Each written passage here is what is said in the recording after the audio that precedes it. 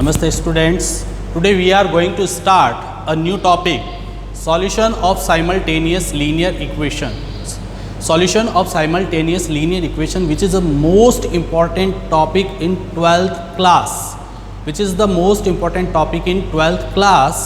And consider the following system of m linear equations in n variables. Consider the following system of m linear equations in n variables.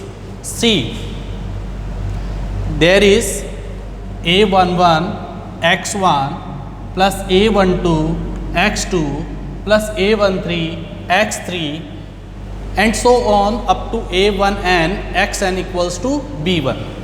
This means this equation contains n variables. This means this equation contains n variables.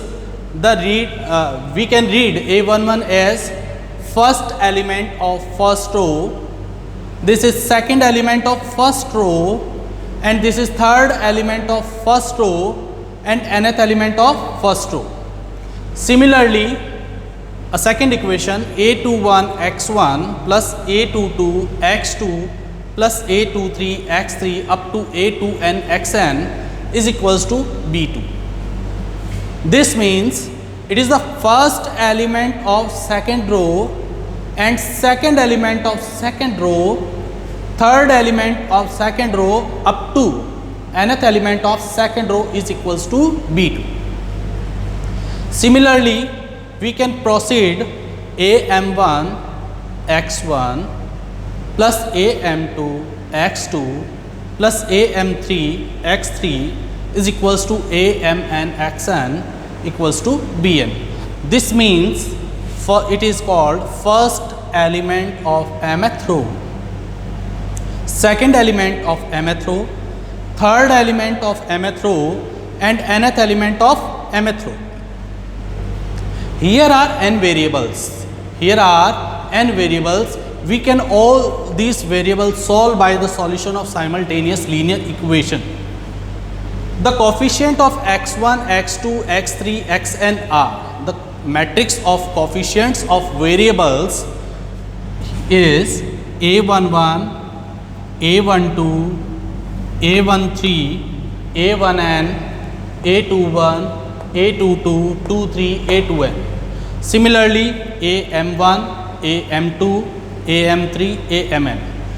You can see that we have n variables like x1, x2, x3, xn. The matrix of variables are as follow: x1, x2, x3 up to xn, and these are the constants. b1, b2, b3 and up to bn are called constants. b1, b2 up to bn. Now you can see that we can follow a matrix method. What is matrix method?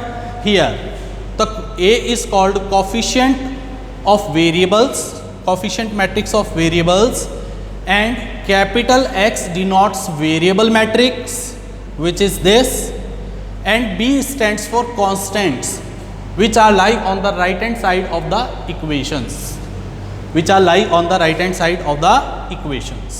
Here Ax equals to B. Now multiply both sides by A inverse. Now we can multiply both sides by A inverse.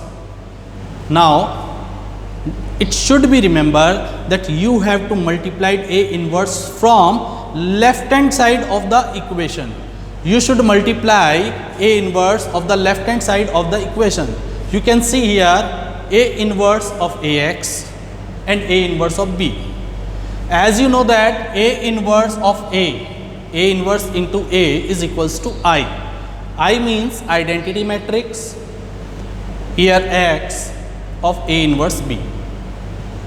Now we know that if any matrix can be multiplied by an identity matrix, the result will remain the matrix itself.